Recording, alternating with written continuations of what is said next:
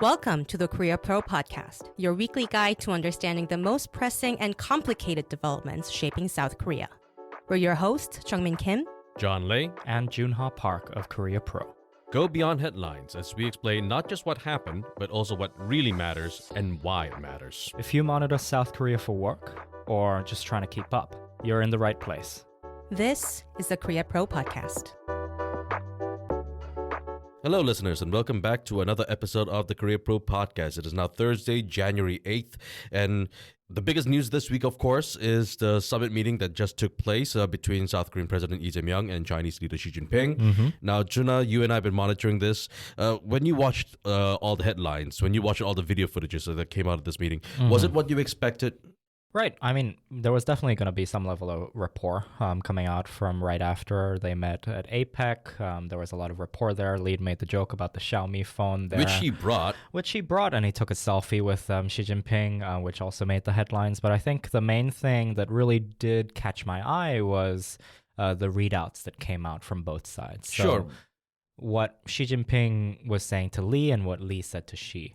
First, I want to focus on what Xi said to Lee. Standing on the right side of history, which was a quote that has been reused by Xi for the past couple of years in his meetings with the French President Emmanuel Macron and leaders from Vietnam and elsewhere, where protecting regionalism, protecting this sort of multilateralism and this multilateral world order, and just standing on the right side of history. So I'm so glad that you brought that up because there were so many editorials, especially in Korea, that said that this was a threat, that this was trying to tell South Korea, you really should side with us regarding Taiwan. Right. I mean, that's the way that the political opposition interpreted it as well. The PPP, they came out with saying that it was as you mentioned, a public threat to President Lee and his administration on what they would do in terms of national security, especially related to the Taiwan issue. This is also falling right after Venezuela as well. So they all interpreted it within the context of the geopolitical format. But it is something that's been routine in Xi's rhetoric. Now, it is not completely unreasonable to view Chinese rhetoric as threats because we've seen a lot of things happen over the past decade, right? We've seen things like THAAD. We've seen things like the Chinese steel structures that were built in the Yellow Sea. We've seen a lot of Chinese actions that are actually quite assertive and doesn't really help with South Korea's own national interests. Sure. But that being said, because of all this ingrained suspicion and hostility toward China, it seems that there are a lot of people within South Korea who automatically, just as a knee-jerk reaction, respond to anything that comes out of Beijing as a threat. Right. I mean, it's fair play to them. I think it's always the threat of economic retaliation, and the image of economic retaliation is still very much clear in South Koreans' minds, especially it's only been 10 years after the whole THAAD incident. So it is pretty certain that any South Korean will be reading Xi's messaging and political messaging and saying that, okay, that will probably be considered a threat. But Lee, on the other hand, in the press conference just yesterday, he said that, it just reminded him of a Confucian term. But, okay, thank you for bringing that up, the confusion term as well, because on the other side of the spectrum, what we have also seen is, especially from foreign commentators, Western commentators, who took a look at this uptick of Lee Jae-myung meeting with Xi Jinping and saying immediately from the get-go that they feel like as though Lee Jae-myung is China's lapdog. Sure, yeah. I mean, it's always been an argument that's been made from the political opposition here and also from the sort of Western side of news media and also news media analysts that indeed Lee might be perceived as China's lapdog. But I think he proved during the summit here that he did bring South Korea's national interest to the negotiation table. As you mentioned in your wonderful analysis, that this is still an era of stabilization. We still are 10 years or just hitting 10 years from the THAAD incident. There's still a lot of tension in the room when it comes to economic issues, national security issues that will not be solved. The nuclear submarine issue is a still ongoing thing. North Korea, there's a lot of discrepancy between Beijing and Seoul based on how they'll actually move forward. South Korea is requesting some help with the inter-Korean dialogue, while Beijing said that they'll do it in their own terms. Well, asking for help to mediate with North Korea, that's a fool's errand. But what I really want to talk about is what the South Korean Foreign Ministry said. And it's about supposedly China saying that they would remove one of their 3 steel structures in the Yellow Sea. Right. So President Lee was the first one to actually reveal that during the press conference yesterday as well. So he said that he claimed that China would remove one of their 3 steel structures within the economic zone within the PMZ. However, there was no details after that. And we also are really being careful with the way we frame this. We are saying that President Lee Jae-myung claimed this because the Chinese Foreign Ministry press briefing did not mention anything about this. Right, and there was no questions related to it either. It's been a day since he's done his press conference, and yet we haven't seen anything from the Chinese Foreign Ministry or anything asked within those press corps. So we still have to wait a response from Beijing, but it does look like, according to the ROK Foreign Ministry, that working level consultations regarding the removal and relocation of these or one of those structures is still ongoing. So it's really hard to say. Not hard to say, rather. I think it is irresponsible to say that Lee Jae-myung is being a lapdog, or that Lee Jae-myung is too afraid to approach China regarding certain topics. Now, it makes sense that Lee Jae-myung would not want to talk about Taiwan, for example. We've seen the way Beijing responded to Japan, for instance. The Chinese Commerce Ministry said that they are going to prohibit the export of any dual-use technology items to Japan, right? Oof. Yeah. And so South Korea cannot afford to become the focal point of Northeast Asian geopolitical tug of war again, like it did 10 years ago. But at the same time, South Korea is clearly aligning very closely with the U.S. and Japan. So whereas Lee Jae-myung is being very careful with the rhetoric that he chooses to employ regarding Taiwan or anything that China considers as its core strategic interests, South Korea is still very quietly, regarding his actions at least, aligning very much closer to the U.S. and Japan. Right. I mean, the agenda that he brought to the table for the summit with his national security advisor and his foreign minister was that South Korea would say what it wants. And especially regarding the PMZ structures, which have been quite the focal point in discussions related to China-Korea tension and also China-Korea relations, especially maritime tensions. But I think that Lee's done more than his predecessor in making sure that China actually listens to South Korea and actually provides an alternative to what it is doing now. All right. Now, we do have to move on to the next really big news item that happened this week. You just mentioned it in passing, the Venezuela incidents, right? Now, for those of you who've been living under a rock, the United States launched a military operation, what Vladimir Putin would call a special military operation. Okay, yeah. Against Venezuelan targets, and they captured President Nicolas Maduro, who is right now in New York to face narco-terrorism charges. Right. And so, sure, when Russia does this, it's very easy for American allies to point a finger at Moscow and say, hey, what you're doing is very wrong. But when the United States does this, it's very hard for the allies to employ the same kind of rhetoric. Is it hypocritical? Yes, one could say that, but this is geopolitics, right? But that being said, although the president himself has not made any strong claims regarding Venezuela, or any claims for that matter. The foreign ministry did. The foreign ministry did. And so did lawmakers from both the ruling and opposition parties. Could you walk us through this, Joon Ha? Right. So the Ministry of Foreign Affairs, they called for some level of de-escalation and dialogue.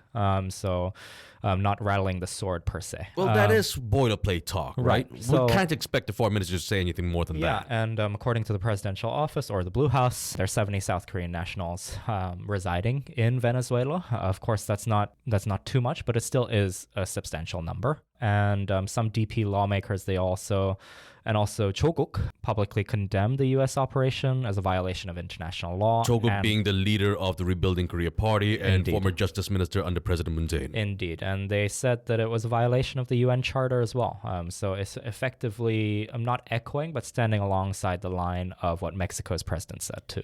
Now, it is very easy to say, because it is really accurate. Where you stand on issues really depends on where you sit. Now, the president, being the leader of the country, he cannot afford to publicly condemn the United States. Absolutely not. But if you are a lawmaker, especially if you are the lawmaker of a minority party, it is much easier for you to stand on principles and condemn the United States. Now, as a citizen, when I see the United States actually doing something like this, now, I am certainly no defender of Nicolas Maduro. We all know the man was an oppressive ruler who remained quite overweight in spite of the rest of his countrymen not being able to find food, for instance. So, there's a lot of echoes between Venezuela and North Korea. So, no love for the man whatsoever.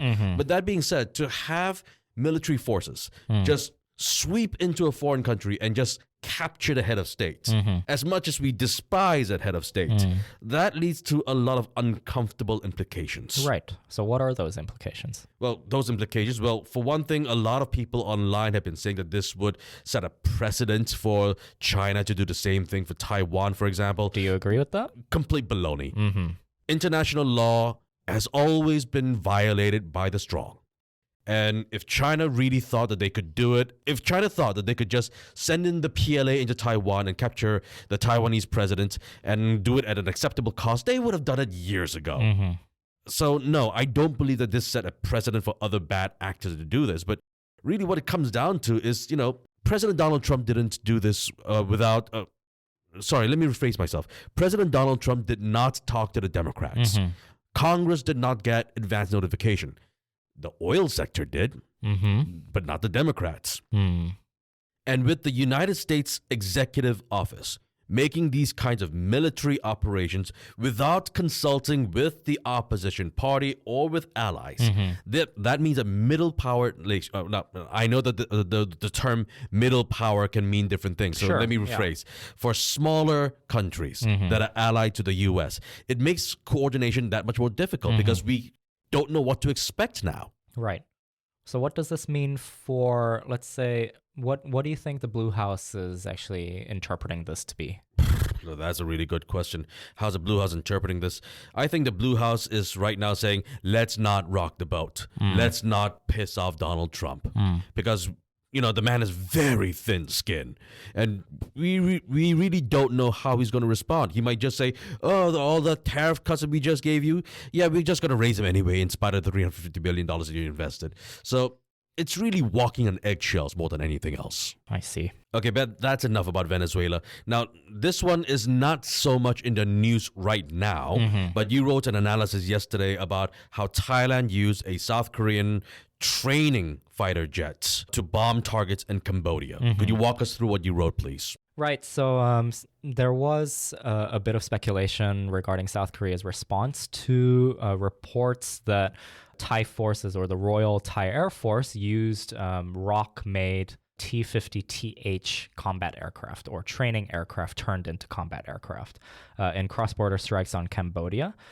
So there was this sort of debate regarding the selective enforcement of South Korean arms export policies regarding, the sale of these trainer goods to selective countries where there's the threat of an ongoing conflict. Now, before we go on to talk about South Korea's response to South Korea's domestic laws, let's talk about the T-50 itself. Now, we said that this was a training fighter jet, right? And so when these kinds of fighter jets are exported, we don't exactly expect them to be used in combat, right? No, they're supposed to be used, as you mentioned, just in training. So basically, it's a training tool for helping Air Force fighters do artillery fire. And the really important thing about this, and as to why we're talking about this, because regarding these sales, there are always end-use agreements. And the agreement for this particular fighter jet was for training purposes, right? So, okay, Thailand did not use it for its intended purpose. So did this actually violate any sort of contract between KAI, the Korea Aerospace Industries, which manufactured the plane, and Thailand? Right. So that's the question that's currently going on. So there's not really many fingers that point to there being any legal violations within the contract between KAI or Kai and Thailand in terms of how they use this aircraft, what the aircraft was supposed to be used for on the terms of the contract. But it also does put into terms, it does mirror some precedents that have happened. So we've seen South Korea raising not many objections. I mean, the South Korean Defense Ministry, they only gave a generic standpoint to, or a generic position to us, saying that we hope that the situation resolves very quickly and in a peaceful manner. Thoughts and prayers, XOXO. Right. So exactly that. And we saw the same thing, not very much in a sort of thoughts and prayers tone, but still a very hushed tone when the Philippines used South Korean FA-50 jets in internal counterinsurgency operations. You're talking about the Battle of Marawi in 2017. Yeah, and then it didn't curb exports to Saudi Arabia despite there being some level of international criticism over civilian harm in Yemen using South Korean weapons as well. So Seoul does have precedent, on the other hand, for Ukraine, where it did rigidly invoke legal restriction to refuse arms exports to Ukraine, underscoring how export restraint functions more as a tool of geopolitical risk management than as a consistently applied legal or ethical standard. And so really what it comes down to is how much money can South Korea make? How much money might it lose? And what's the geopolitical risk factors, right? So yeah, like you just mentioned, when it comes to Saudi Arabia, for example, I remember years ago watching video clips of seeing these Saudi-backed fighters using South Korean anti-tank missiles against Houthi targets. So were they only used against Houthi rebels? Were they also used against Yemeni civilians? Who's to say, right? But we saw South Korean weapons being used in an active combat. That completely goes against South Korean domestic laws.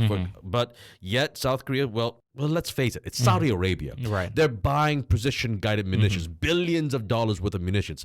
That's not the sort of country that South Korea wants to offend. Right. So Seoul's sort of strategy of non-response in these cases, so it does suggest that Seoul views the issue as sort of a reputational format instead of a legal format. It's unwilling to jeopardize this sort of valuable defense relationship in their eyes or set a precedent for post-export enforcement that should be carried out by South Korean defense attachés in the respective countries. So what we're really saying is that, yes, South Korea is a very principled country when it comes to defense and arms exports. Indeed.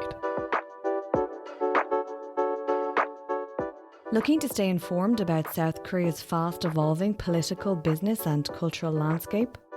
Join us on Korea Pro, the go-to resource for in-depth analysis expertly curated by top-tier professionals.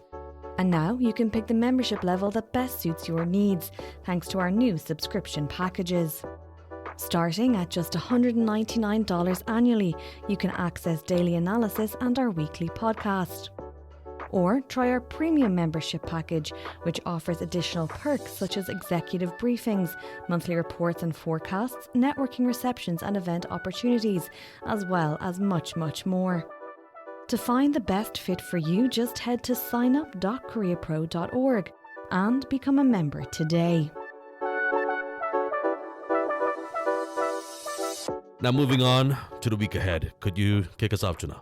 Right. So Lee is, reportedly scheduled to meet with Japanese Prime Minister Sanae Takaichi either on January 13th or 14th. That's next week. And then it should be an interesting meeting right after meeting with Xi Jinping. Right. And it does also come on the heels of Lee's social media post regarding this sort of not vandalization, but still there was a group of individuals, unidentified individuals, that put up signs, derogatory signs next to a comfort woman statue. The signs accuse comfort women of being prostitutes. Right. And he accused them of the defamation of the dead. Right. So the defamation of the dead, and he also used the term saying that it was 얼빠진, which means basically that it's out of place or out of order. Outrageous. Yeah.